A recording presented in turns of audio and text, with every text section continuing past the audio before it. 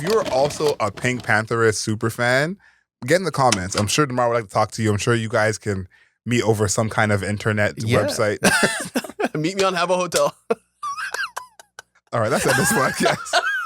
Who listening knows what Have a Hotel is? Wait, okay, meet me on what is it? Omegle? No. Meet me on like something like Club Penguin or some shit. You know? How is that better than Have a Hotel? Oh my, we're aging ourselves like crazy.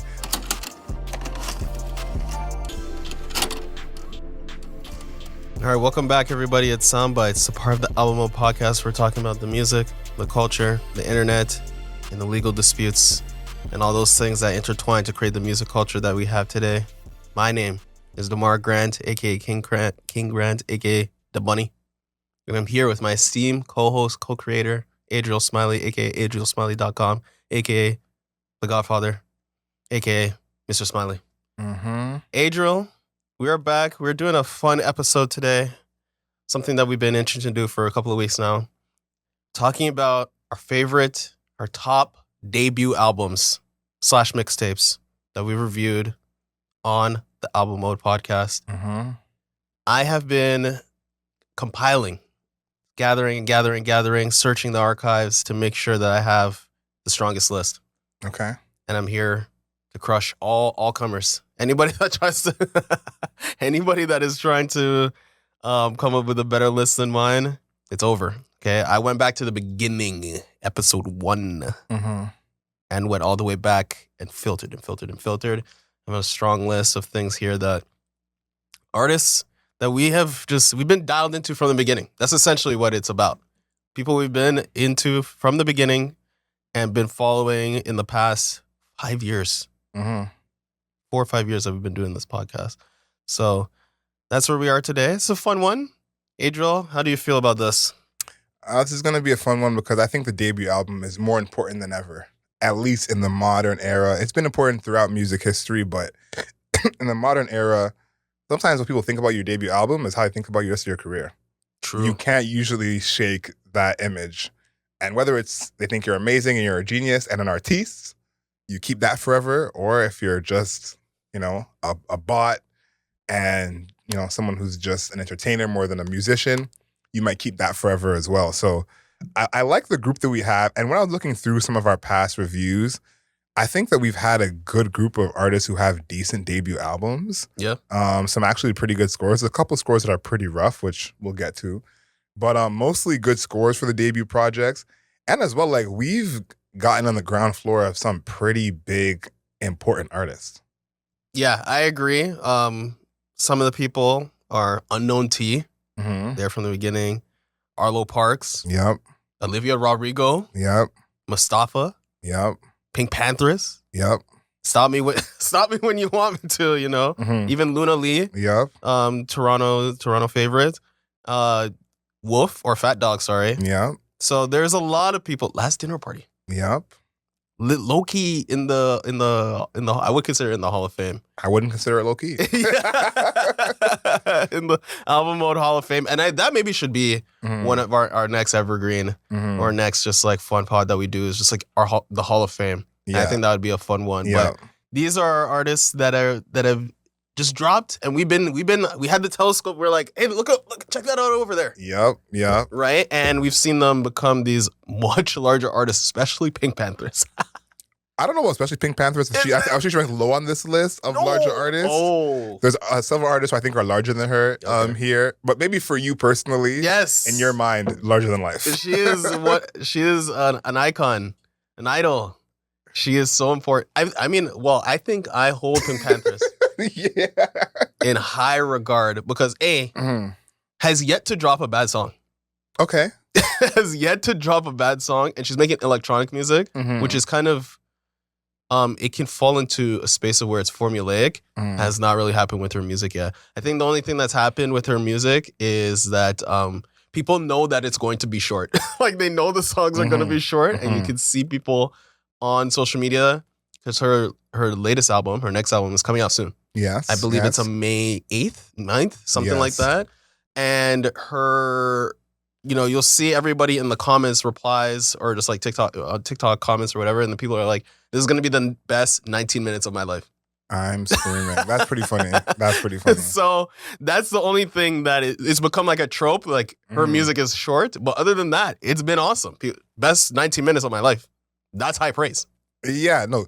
Her music has been good so far. May 9th is a release, so we're literally about 30 days away from the album Fancy That. And it's gonna be lit. I'm calling it now, just like I called the Charlie XCX Brat, right? I'm calling it now. This album is gonna be sick. Sure. I'm not gonna disagree. I'm not gonna fight you on an album I haven't heard yet. But I think she does fit in a group of artists who we were on them early and have had great success since their debut projects. So those are not always the artists that I chose for my top 3. But I think there is a theme there of us choosing these artists who go on to do great things.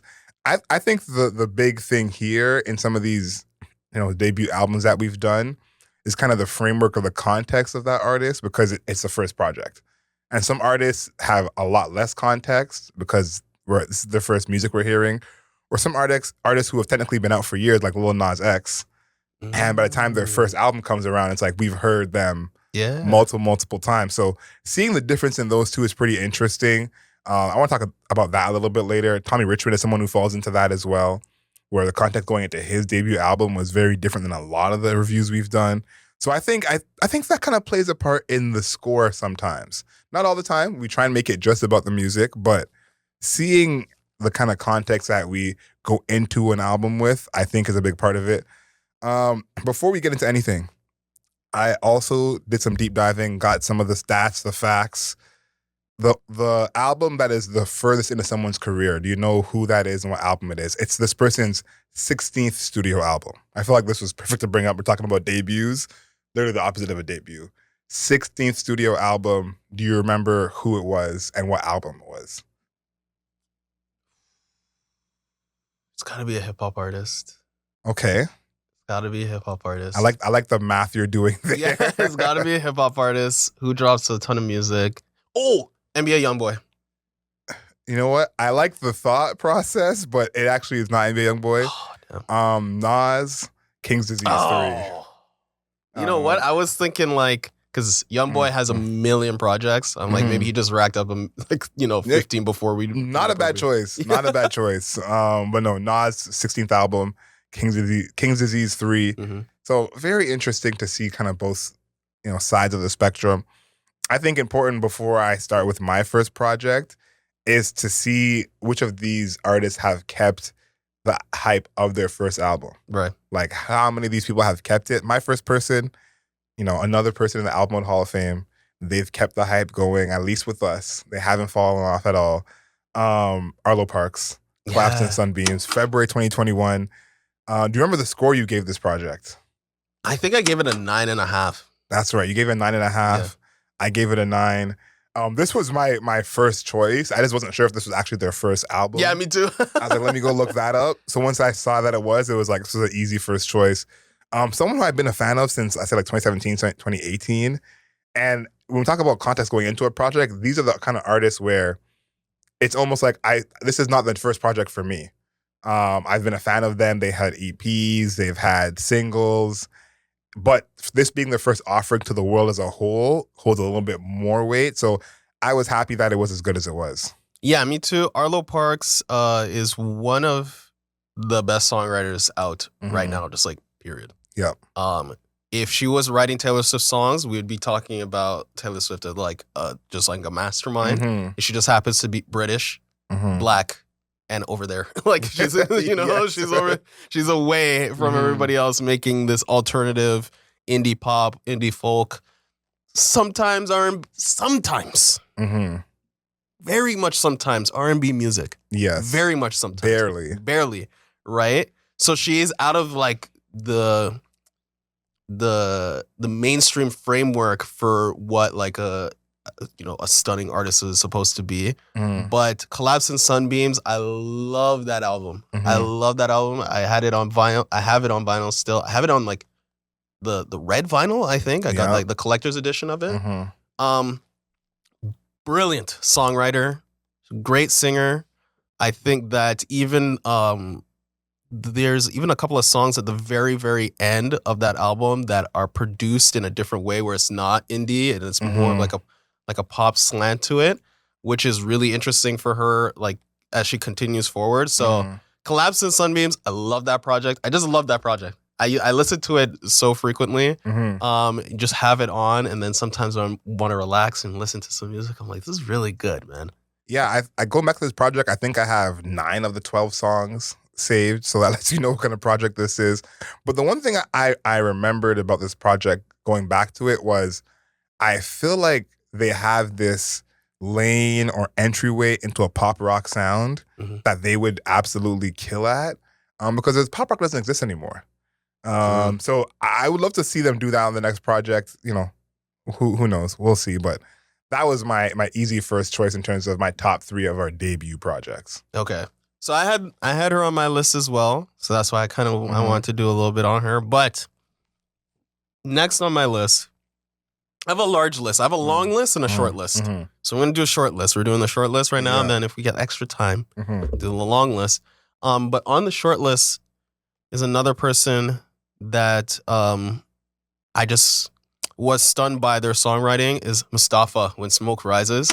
You had the vinyl record here. That is mine. I purchased that. I went into the record. You can't even order it online. You have to go into the record store and get it. I went into the record store here in Toronto to get the vinyl record for When Smoke Rises. And this again is a black artist making music that is outside of what the public or mainstream is like want, or even like predicts them to be like. I know for a while Mustafa was labeled as somebody who was a rapper, which is like not the case at all. Mustafa makes I would say like folk music. Yes. So when you get to the part where when you get to the situation where you're stepping outside of the box, where it's like it's sung where there is some rhythm, people are like, oh my God, he's a rapper. It's like actually not really. He just like sings about let's say gang affiliated situations. And people are used to that being rapped about versus sung about. So I think that this is, you know, on my list. I consider it an album, but if you go to the Wikipedia, they're like, oh, it's an EP. But I was like, I was there when it came out.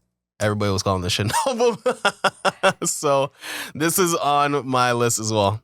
Yeah, the first 2 people we're naming are black artists who have been misrepresented in terms of the genre people put them in, just for them being black.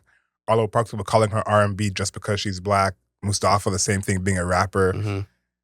It may be a theme. I'm not gonna play my cards, but I think there's a bit of that we are kind of trying to push against that in music, but there is the idea of you're black, this is the genre you go into. Yeah. But we clearly see that there's tons of black artists who are not doing just hip hop or R&B. There was also that situation where he featured on Metro Boomin. Yeah, the Metro Boomin, what was it? Not all heroes wear capes. Not all heroes wear capes, not all villains, whatever. And he was featured on that. Yeah. And people were like, see? Rapper. Are people doing that? People were definitely doing that. Not on my algorithm, all right. People were doing that. I'm safe. Yeah, you're safe. I'm here still fighting on the vanguard, trying to fight the good fight. Safe for the tomfoolery.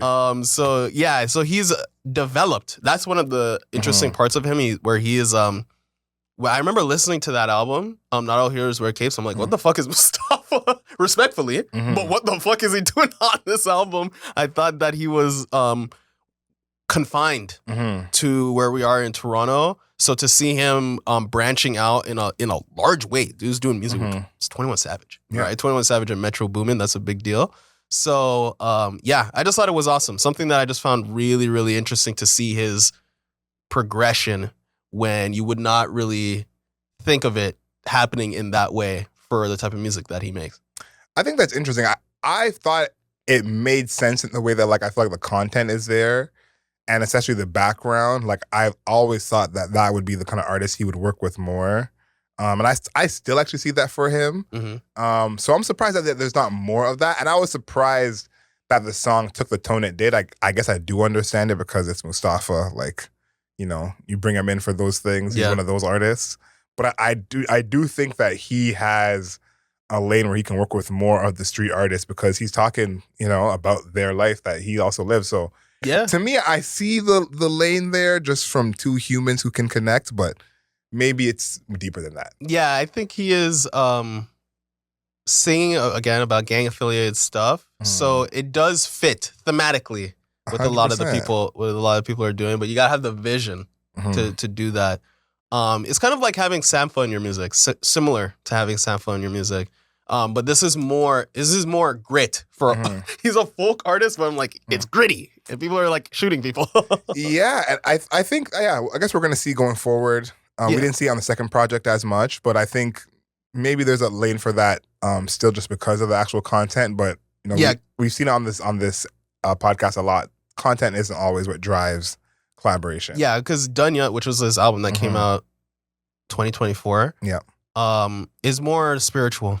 Has more to do with let's say like the socio-economic environment of like just like the things that he's experiencing, less to do with life exactly in Toronto.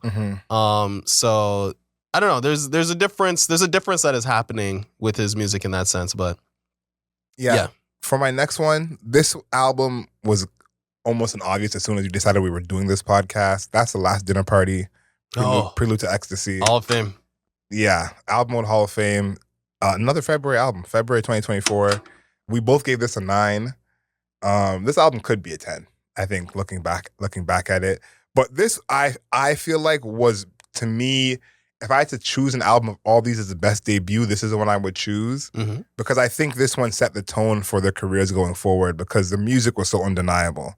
There was all this chatter and publicity around the group being a group of women and they're queer, and a lot of their, I guess, press was not about the music itself.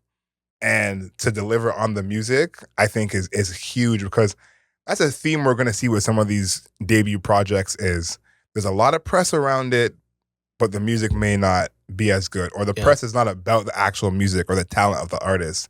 They were a victim of that, but absolutely delivered. So big shout out to them. Yeah, because they were getting the dreaded industry plan to rumor. Notice how that only is happening with a group filled of women. It was not getting the industry plant notions when it came to Mustafa, PinkPantheress. No, she definitely got industry. She was not getting. Well, maybe because I was there early. You're also a super fan. I was there early. Yeah, I was there early. I'm saying everyone else who's just never heard of her, we're definitely calling her an industry plant. I was there early. And I was also.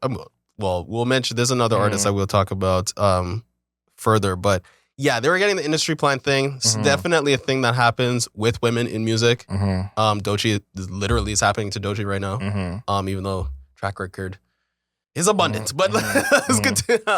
Tommy Richmand as well, not a woman, but yeah. So there is definitely this weird industry plant thing, and they were getting that despite that their music was incredible. And they're also English. Right, so there's also even a distance variable that is happening with like the rest of the English speaking world not being English actually. So people are like, who are these people? Where'd they come from? Blah blah blah, and it's like they're a British band that you have never heard of that is also very popular, and it's a group of women, and people are like, I don't understand. You know, so but yeah, the album was fantastic. Songwriting really good, great soundscape.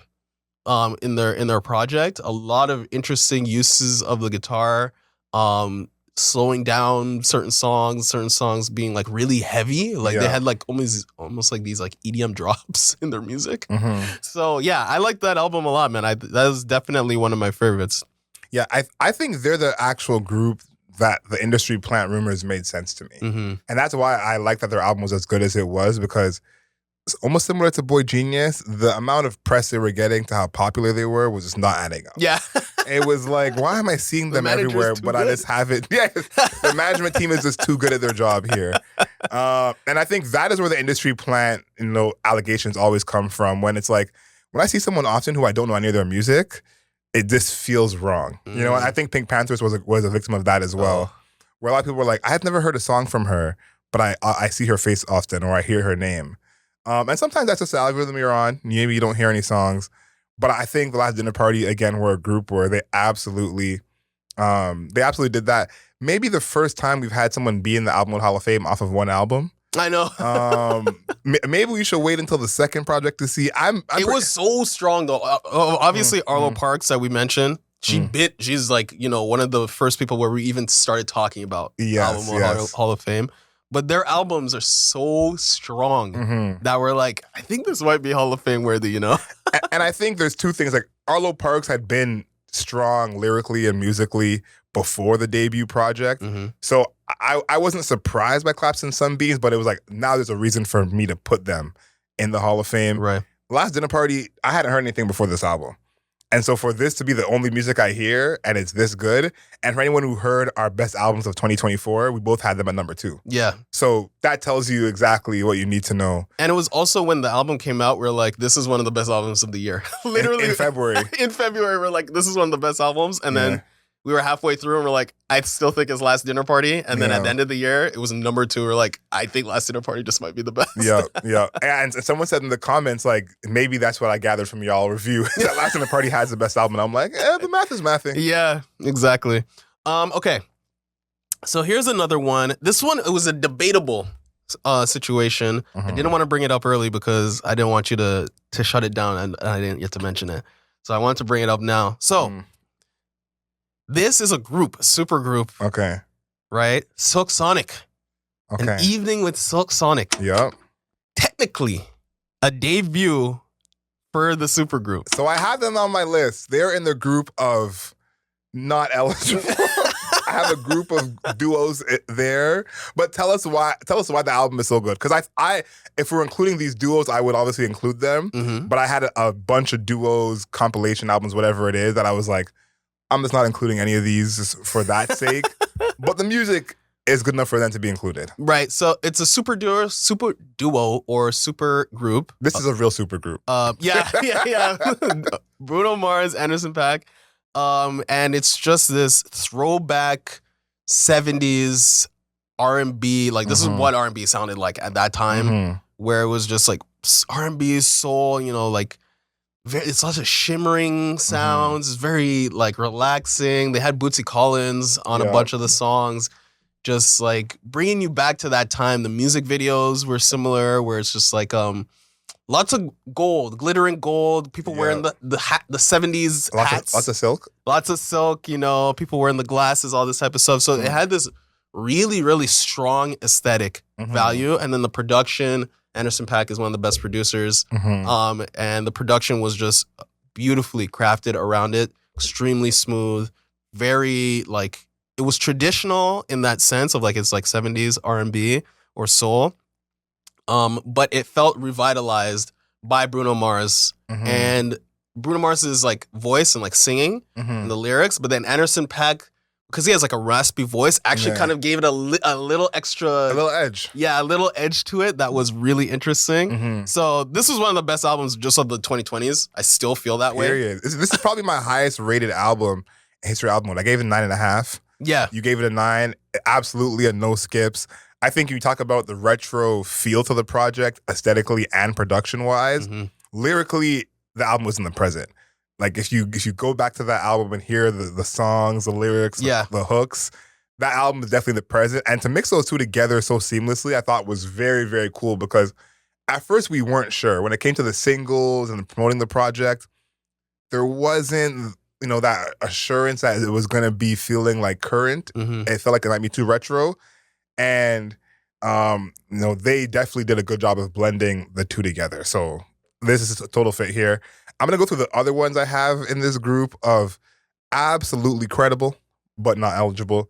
Okay. Kate Tremine, you gave it an 8. I gave it an 8.5. Right.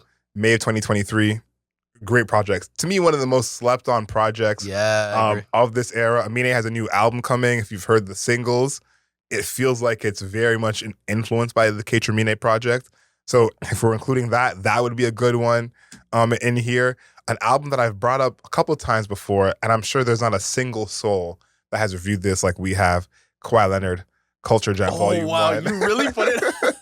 It's a debut project, man. Like it's a debut project. Yes, it is. So it counts. You gave it a 7. I gave it a 6. October of 2021. So I wouldn't have included it in my top 3, but it's also not eligible because it's a compilation album. And then last but not least, Dave and Central C, Split Decisions. Yeah. That, of course, not eligible here. Only 4 songs, but definitely a great debut from the both of them. And that's 4 songs, even though that, what was it, Sprinter, was huge. That was like the rap song of the year. Yeah. I do have another person on my list. I already talked about her early, but I just want to bring it back around for everybody else. Yeah. Just so that they're like, oh, what? How could you not mention PinkPantheress? Okay. PinkPantheress, to hell with it. Technically the debut EP, but this was the breakout, or it wasn't an EP, the debut mixtape, but this was the breakout. Pain, passion, just for me. Like the freshness of her music is something that we crave, you and me, but just like music fans in general. The fact that she was like doing drum and bass and like jungle, and it's somehow catching on to the point that like it was like people were hungering for it all over the internet, and then she is obviously gone after that mixtape. She had the song Boy's a Liar. Okay. Boy's a Liar. Huge single. Actually a massive single. Genuine hit song. Yeah. From somebody, again, she's a electronic artist from England. And she was popping off. And then obviously the remix, her and PinkPantheress, her and Ice Spice. There we go. Was Nuclear. And was like one of the songs of the year of 2023. So I argued that it was the song of 2023. You did argue that, but other people disagreed. Even though I had empirical data, this guy disagreed. I had empirical data, and I had the internet, and I had genuine people actually dancing to the song. But whatever. It was the song of the year for me, and I think that her impact is actually like. Kind of, it's almost bizarre that she's as popular as she is, because she's making music that is not hip hop. It's not song written driven in any way. It's not like she's really trying to make like tear jerkers or anything like that. Yeah. And it's upbeat. It's fast. It's whimsical. It's like carefree. And I feel like that is kind of like the antithesis of everything else that is happening right now in popular music. And for her to be as mainstream popular as she is actually insane. Like, you really have to think about that. Yeah, I love PinkPantheress because she's a rare case where her music is actually more popular than she is. True, I agree. I think that her as a celebrity is actually not that popular or not that big. I think it's like, if you know who she is and maybe she's a big figure to you personally, but there's, I would say, a lot of people who have no idea who PinkPantheress is. Yeah. But they've heard some of the songs and some of the music. So it's rare we have that in this day and age where, again, artists like her who's popular on the internet, it has their music more popular than they are. But you know what's also interesting about her? She's always like, I feel like everybody within the industry knows her. Well, I feel like everybody knows her. She's popping out Central C, Ice Spice. She's just like, you'll just be like, is that PinkPantheress? Like, in a picture. Yes. Right. So I think that she's cool. Like, she's cool to us, but she's also cool to her peers. It seems like, right? Because she's again outside. Like, everybody's like trying to live by certain rules with their type of music and all that, and like trying to shift around in the industry and stuff like that. She's like, I'm just gonna make my music with the people I think are cool over here, doing it my way, and everybody loves it. So I kind of don't have to play this extra shit. I love that about her. That's my favorite aspect about her. Yeah, she's not playing by the typical celebrity rules in a sense. Yeah. Like, the music is the music. It does very well, but she's not in that same celebrity fishbowl. It feels like everyone else is in. So big that's PinkPantheress. I had her on my list as well. Of course, I know we have a big PinkPantheress fan in the building, so we could not have this podcast finished without mentioning her at all. This album, I feel like a lot of people forgot about this project completely. And to be honest, this artist is someone who I haven't thought about since us doing this review. And this is one of my favorite albums at the time, Forest in the City by Umi. June of 2022. We both get this at 8.5.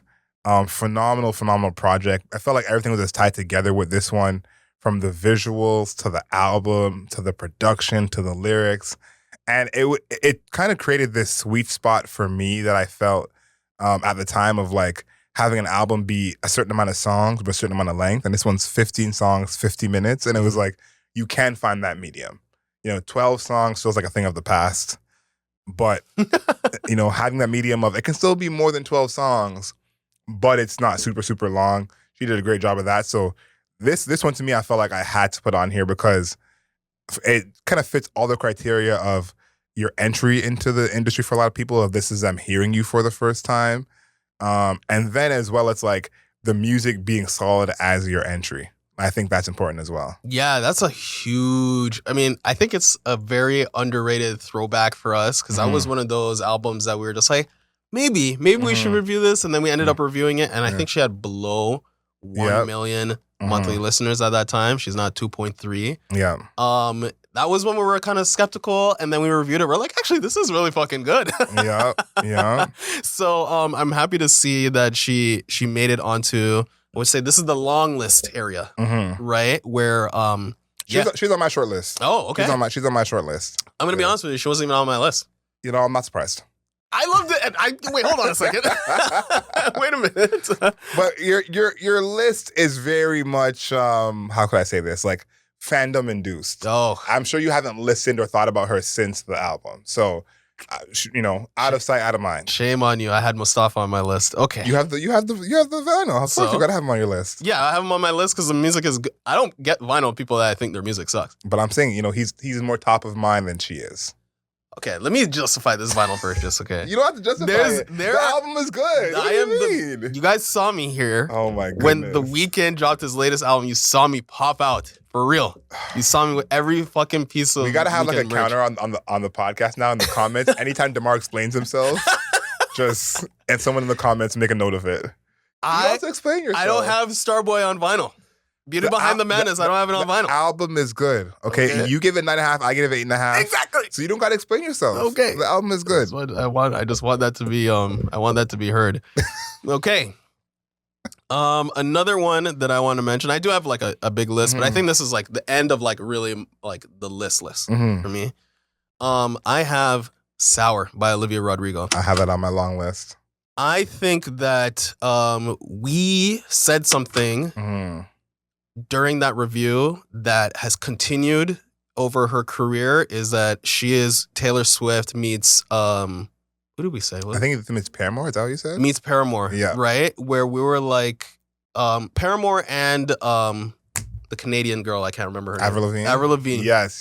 Right? Where we're like, it's like this tug of war that is happening between the lyrics, but the sound, like the lyrics are Taylor Swiftian, but the sound is Paramore and Avril Lavigne. Yeah. And we're constantly seeing this battle, and we're winning the war. We're winning the battle. It's become, she's making it more rock music. Yes. Going forward past Sour. But on Sour, we were seeing this situation where she had Driver's License, but then she had Brutal on the same album. She had some of these ballads on there that we were kind of like, you're doing a good job here, but this doesn't feel like this is where you want to be. It's a good job, but there's a part of you that's cooler if you just figured out how to mesh them better together. And I think over her career, she's been able to do that. But I think that when it came to Sour, this was when we were seeing like we were... Us personally, we're seeing like this is not even just like a celebrity star, but we're seeing like somebody who musically has some serious potential, right? And Sour was a great great example of that, because you have someone like I mentioned, Brutal, but then you had Driver's License, but then there's like Good For You, which we called out was like one of those standout songs, and ended up being, I guess, the standout song. Yep. We were right about that. Yeah, and we're like, oh yeah, this Paramore Avril Lavigne vibe sounds actually pretty sick. This is the most interesting part of her music, and then that ended up being the most famous part of all. I think it's surpassed Driver's License now. Yeah, it might be her biggest song. Yeah, so I don't know. I felt vindicated by her career, because we are winning the Avril Lavigne, Paramore, Taylor Swift tug of war. But Sour was huge. And I saw it. We saw it early. Yeah, Sour wasn't really in contention to make my short list. You gave it a 6.75. Mm-hmm. I gave it a 7. Not some of the higher scores for our debut albums, but to me, what made her career interesting is the actual songs themselves that were interesting. Again, the more rock lane that she went into. Because to me, she's one of those artists where they will not let her fail. So her success to me is almost, separate from the actual music itself. And I'm just happy the music is actually good. Yeah. I'm like, the label is just not gonna let her fail. There's no way that's gonna happen. So her coming in the gate with huge success, huge hits, didn't hold as much weight to me, and we've seen more hits since then. Yeah. But I still like to see that, even if it's not as much as I would like, the musical growth from her. So I like that. I'm gonna go through my long list and just fire off some of these.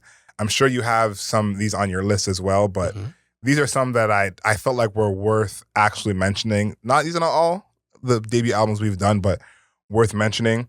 Ray, February 2023, my 21st Century Blues. Oh, I was lower on that than you. We both gave it a 7. I felt like I was the person.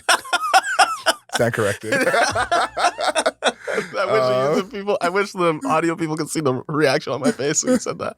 Yeah, I felt like I was lower on that than you, but I guess not. We both gave it a 7. I feel like this was the album where I felt like the music was good, but we weren't really impressed. Mm-hmm. That was the vibe I remember from this project. But she's gone on to be an even bigger artist than she was at this time. H, Close to Home. Oh, wow. August 2022. I forgot we did an H project. Yeah, me too. And he falls extremely into the category of, I can't believe this is his first album. Because I feel like I know 20 H songs before before this album came out.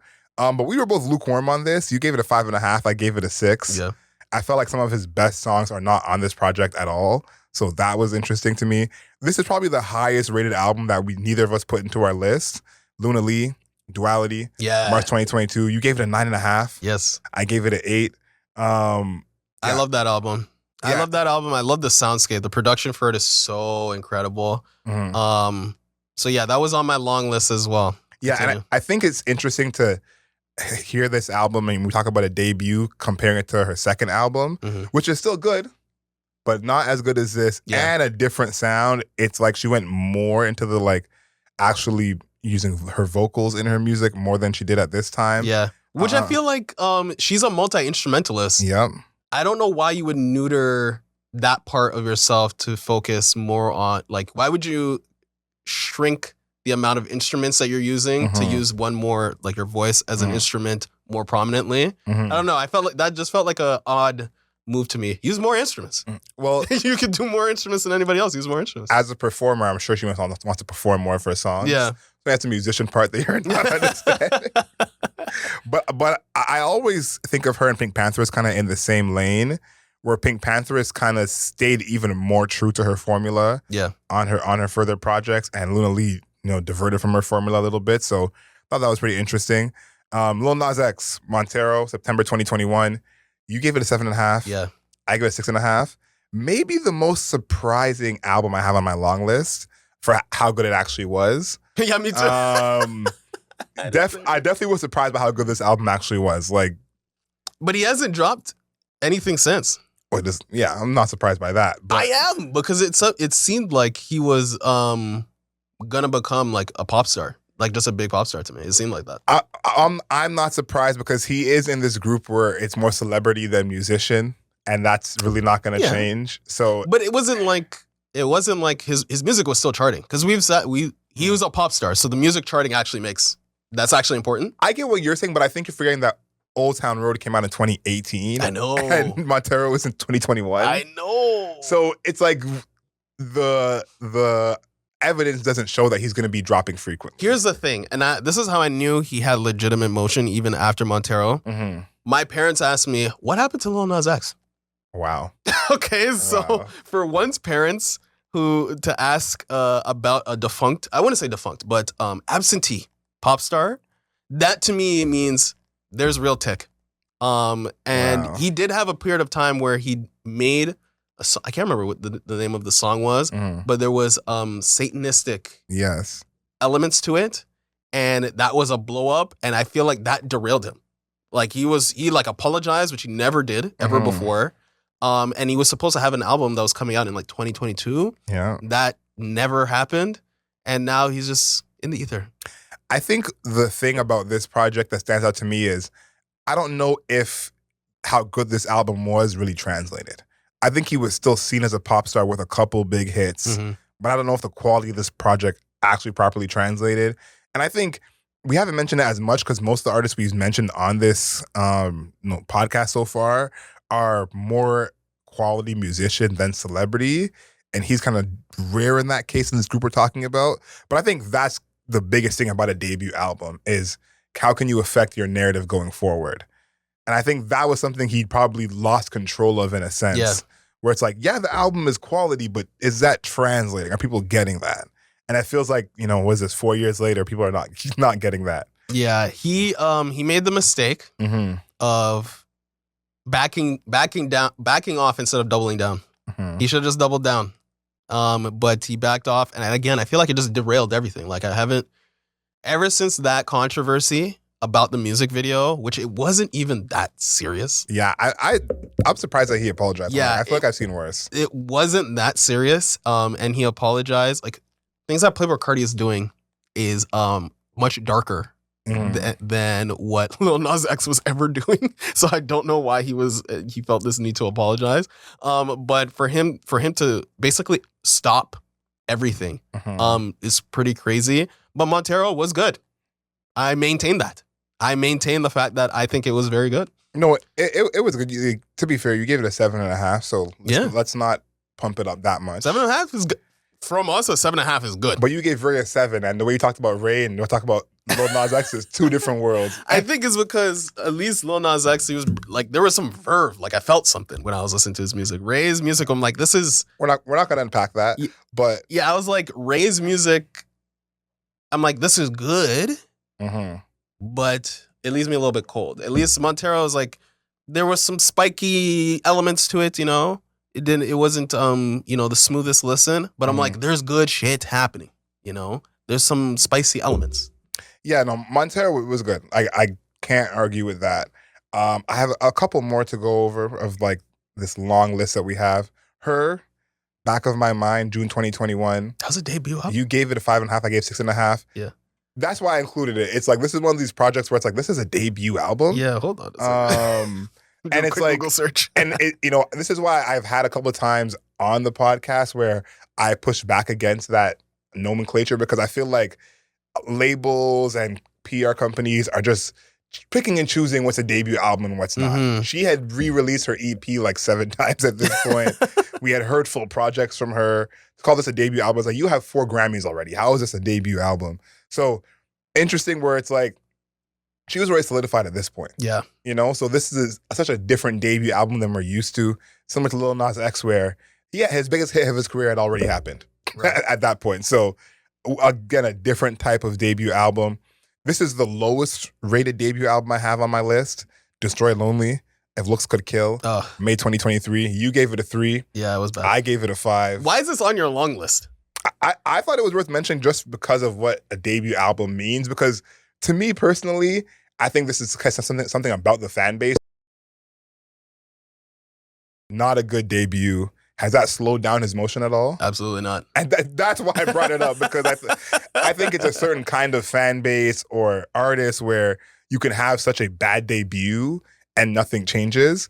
And it's almost like the expectation of the quality of music wasn't there in the first place. Yeah. Doesn't he have a new album coming out soon? You got to tell me, man. That's not something. That's Kid Carson. That's Kid Carson.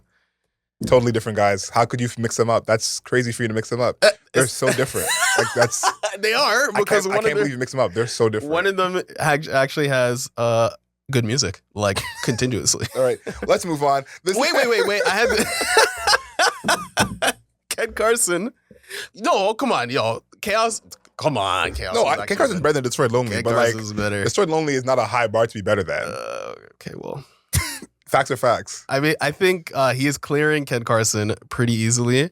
No, Ken Carson's clearing him. Oh, sorry. Ken Carson is clearing Destroy Lonely pretty easily. But A Great Chaos was like actually good. Yeah, I agree with you. It was actually good. But okay, so I do have, we've gone through a bunch of albums, but I think the last one that was on my long list here was Rise Above Hate by Unknown T. This was our first review ever. This is like you literally just scroll all the way to the bottom. This is the first audio file in the Album Mode podcast feed. Rise Above Hate is Unknown T's debut mixtape, but it was essentially an album because I think I had like 15 songs on it. Yeah. And it was a moment for him because remember, he was locked up at the time. Like he had gone to jail. Yeah. And then he had gotten back out. It's Fresh Home. Shout out to Fresh Home, one of his best songs. And he was like, what is he going to do? What is he going to release? Because Homerton B had come out before that and it was huge. So we're like, okay, what's the next move? You know, when somebody in hip hop goes to jail and comes back, you're kind of like wondering what's next? Can they recapture what they were doing? Are they going to go in a new direction? What you often notice, or what I've noticed personally, is like when people go away to jail and then they come back like a year or 2 years later, all of a sudden they can't rap on beat. Name names. That is a plethora of hip hop artists from the 2000s where they just come back, they're out of the pen, and I'm like, this person can't. They don't know where the holes are in the rhythm anymore and can't fill them. But when Unknown Teen came out, he's dropping a song like Dead, which is still one of the best drill songs I still listen ever. to that song. I think it's one of the best drill songs literally ever. I've never heard. I mean, maybe like later, like when Nux was doing this is really testing my knowledge now, but Nux had that one track that is off of Nice. Was it Nice and Good? Or it was maybe a song before that? I think it's before that. It was Oh my goodness. Yeah, it's been forever. It's been so long. Hold on a second. It was on Alpha Place where it was, I think it was no, it was the song Nice and Good. Wasn't it Nice? It was Nice and Good. The song Nice and Good? Now you have me confused. It was a song Nice and Good. Anyways, it was a Nux track that basically has that similar like dreamy, airy soundscape. It was Los Pollos Hermanos, was it? That was I think that's the track. But it was like this airy Home. That's the name of it. Home. It's home. It's home. It's home. It's home. There you go. But it was this airy and very free flowing like style of like, it was like a jazzy type of drill. And he kind of basically invented that, what we would call basically PS1 drill. Yeah. And Unknown T, who is very much a gritty, deep voice, you know, very much is so cool all the time, always wearing the shades and stuff like that. For him to go to this like airy and floaty space of drill music was astounding. I just could not believe that he could even get to that space with his music because of how gritty and like this is like a drill music. So for him to be able to do that was incredible. And then just overall his songwriting is amazing. I think we were equating him. We were referencing like Rakim when we were talking about him. Just like the way that he raps is so seamless. It always clicks together. So yeah, Rise Above Hate was one of my favorite ever, still one of my favorite ever projects that we've done. One of my favorite ever drill projects. One of the best in the genre, I think. And then there's, you know, songs with like Mortal Kombat where it was like a little bit more fast paced. So it's just like, it's a full package of drill. And it's on the long list. It could have been on the short list, but I don't know how long I want my short list to be, or short I want my short list to be. But yeah, Rise Above Hate. This is literally the first album we ever reviewed. It was a UK artist, which I still find so funny. But yeah, that's definitely on the long list. We both gave it an 8 out of 10. So clearly, both big fans. But I think that was kind of predictive of how we would be going forward, because what he means to drill and to UK rap as a whole is something that, for us to start off with something like that, like I got to give us our credit, like pat on the back for us, because in reality, like Homerton B, which was his first big hit, came out the year before, you know. So it's okay. He had this huge song, then he goes away, you know. Yeah. So what happens next? And at that point, Homerton B was the first UK drill track to be certified silver, you know, by the British industry. So this is like the first commercial drill hit basically ever. Yeah. And for him to have that and then follow it up with this great mixtape, yeah, no, I think that was a great choice for the first review, and of course, just for us to actually, step into this space. Yeah, because it was also, and like this is partially just about us, where it's just like we started on a UK album, drill. So it was a subgenre in a country away from here. Drill at that point in time, I think, was it 2020? New York drill was just becoming a thing, right? And we instead of doing a New York drill album, we're like, okay, let's actually go to the source. Yep. Right. So to me, that's why it was like a big deal, because it was part of like a launching for us, but it was also just like the progression of his career was like, it was threatening to be derailed, because like Homerton B, and you come out with if your next album after that, after coming out of jail, is just like mediocre, then it kind of just like ends right there. But he was able to show that I really do this. And then Adolescence was the album that came after that, or the project that came after that. And then he had Blood Diamond. So he stayed on, right? And he's still a figure. The Dead music video is gone. It has disappeared, by the way. Oh, really? It has disappeared. Oh, wow. So it only exists in my mind, and I remember it exactly. I remember the white gloves. I remember him doing this a lot. I remember everything. Okay, so I know that it did exist. The glasses and the gloves. Exactly. So yeah, that's on my long list, just because I'm like, it was huge for the pod, but it was huge just like for him in general, because it proved that like he still existed out here, still for real. These are my last two for my long list, and then we can talk more about the history of debut albums. But these two, I think, stood out to me because these are two artists who were popping on the internet, and their debut album was pretty important. Now, the first one is Glorilla with Glorious. You gave it a 7.5. That was a debut? Oh, man, I didn't even... Yeah, you gave it a 7.5. I gave it a 7. I had to include her because she had, basically entrenched herself in the industry, basically shown us who she was up until that point where she was a known quantity when it came time for the project. Yeah. The pressure wasn't there as much. Obviously, you still want to sell and do well, but she had hits. She had features. So for Glorilla to put herself in that spot by the time her debut album came out, I thought was very, very impressive, because it was only a couple years before she had her viral hit. And, we didn't really know what she was about. You gave it a 7.5. I gave it a 7. And then the next one is Tommy Richmond, Coyote. You gave it a 6. I gave it an 8. I think he is someone who we haven't really seen anyone like him on this podcast before, in terms of having a huge hit on the internet and then not so soon after dropping a full project, the song not being on the project, and the project not sounding like the song. That was one of the dumbest. That was like actually one of the dumbest decisions in a while. I'm in the minority. I don't think that was dumb of him to do, but again, I understand how off-putting that could be for the listener. And again, like I can't remember an artist we've seen where it's like their album sounds different than their huge hits. Even someone like Glorilla, go back to her, like FNF, which was the song that she came in with, could be on Glorious. Like, if it could really fit on Glorious and be seamless. So I think for a debut project, in a way, I think it was a win for him, but at the same time, it was a loss for him. And so he's someone who we're still waiting to see kind of what happens next for him after the debut project. I think everyone else on this list, after the debut project, they either dropped other music, they were established beforehand.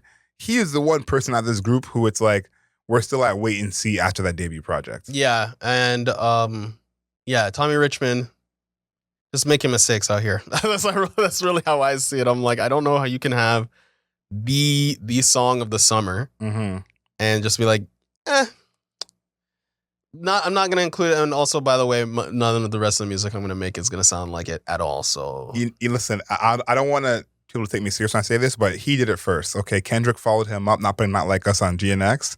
But Tommy Richmond did it first. Okay. That's what happened. If you want to quit. Not Like Us was the song of the summer. If you want to. It wasn't on GNX. So when Kendrick did it, it wasn't a problem. But when Tommy Richmond did it. Yeah, but here's the difference is that people listen to Kendrick Lamar's music, and Tommy Richmond went triple wood with 4,000 in fucking sales with this album. Okay. So it wasn't like he was drawing in every single person. No, it was rough. That putting that out on the album definitely would have helped. Yeah. Yeah, I think that's it for the albums that we have reviewed in the past. I guess let's kind of put together what we think is the best thing for an artist to do when they're dropping their debut album. Oh, okay. I think that's the thing is we have looked through all these debut projects and they're all different. None of them are really the same. There's no really formula here. But is there one that you think of that you're like, this is the way to do it when you're dropping a debut? Because everyone's coming from a different place. Like, for me, for example, I think of someone like Umi, who we really didn't have that much on. I knew some of her singles. She had a couple loose songs that had done well. Bless you. Thanks. She had a couple loose songs that had done well, but this was really her first full offering as a musician. And she made, again, a seamless album, created an aesthetic, created a feeling, created a vibe, and wasn't as much going for the hits. And I think that served her well in terms of her actual fan base. But is that the way for someone to go and dropping a debut project? No, you know what I would say it is? The best one is PinkPantheress. Genuinely. Singles, just do the singles until you get a collection that people really like. Then you compile them, and then they're like the shell that everything else fits inside of. And she did that because I think she had Passion, Pain, and All For Me. Those were 3 songs that people just knew already before anything got fully released. So when it was like around album time, mixtape time, whatever, because it really doesn't even matter for her. I think that it was that, okay, I already had the 3 songs, and then there was the one song that she was sampling Michael Jackson that is nowhere else to be found. That is also something that has disappeared into the ether. But I remember because I was fucking there. Yeah, that is the best way. Singles, keep doing the singles until there is something that there's like a sound or a group of songs that people latch onto. And then you mold the project around those tracks, right? And then you can pull them in different directions. And I think PinkPantheress, like, she's kind of like that's like every manager, label, everybody, that's what they want you to do. They're like, give me singles, try to get hot off of one of the singles or a group of the singles, and then we'll make the project. We'll actually pour a ton of money into a collection. And I think that is probably the best way because her music is very snippable. Like, you could take 15 seconds, 20 seconds of her songs, and that just flies across the internet, which it did. And that's led to her becoming as popular as she was, right? So she's kind of like the template. She's kind of like what you want to do. Yeah, I think she's unique in that way. I don't know if everyone can do what she does. She's the rare artist that her music is more famous than she is. And her music is extremely famous on the internet. So I think that she's kind of an anomaly in that way. I think, the way to go for this for me in the most like traditional way, I would say, if you're coming at an artist like, base level, you don't have these huge internet hits or you're not totally unknown, is what Glorilla did. I think Glorilla had a couple of songs that, she knew were hits or felt like hits, pushed those songs, got those songs some traction, and kind of led up to the album where everyone would listen to the album in full. Because some of the hits that she had before the album are not the better songs from the album. And I think that is rare that you see of an artist like her who is very hit driven, where these are almost like the soft launch hits. Right. I got bigger hits on the way. So I think that, and the thing I think that she did great in her rollout was having a bunch of her solo records be the lead songs. I think staying away from the features being lead as much, I think is a good move if you're an artist in her position, where show that you can stand on your own, try and create those viral moments on your own, and then let everyone hear the features on the project. So again, there's no way to do this. I think this is... Yeah, there's no one way. Yeah, no one way to skin the cat here. I really enjoyed looking at these projects. I think I want to let everyone tell us again why we're wrong in the comments. Every episode, tell us why we're wrong, okay? You can comment on Spotify now. You can comment on YouTube. Is there a debut album that we missed completely that we reviewed? Okay, Go back to the archive, see what we reviewed. Is there a debut album we missed that we did review? Are we wrong for not including the duo projects? Does someone want to see that Kawhi Leonard album be on our short list? Is that what we did wrong there? That was actually good. It's so crazy that was like genuinely good. Man, what can Kawhi do wrong? I know. What can Kawhi do wrong? Stay on the court. Too soon. But I want to know what everyone thinks. And from the albums that we did name, what is your favorite out of this group? I think for me, it probably would still be Last Dinner Party, Prelude to Ecstasy. That's probably the album that gets the most play out of all of these. Really? Yeah, I think so. For me, at least. Wow, I'm surprised by that. Yeah, what would be yours? PinkPantheress, not even a question. Yeah, that was a dumb question. I don't know what I was thinking. It's not even a question. I'm blasting PinkPantheress. And also, if you're also a PinkPantheress super fan, get in the comments. I'm sure Demar would like to talk to you. I'm sure you guys can meet over some kind of internet website. Meet me on Have a Hotel. All right, that's it this podcast. Who listening knows what Have a Hotel is? Wait, okay, meet me on what is it? Omegle?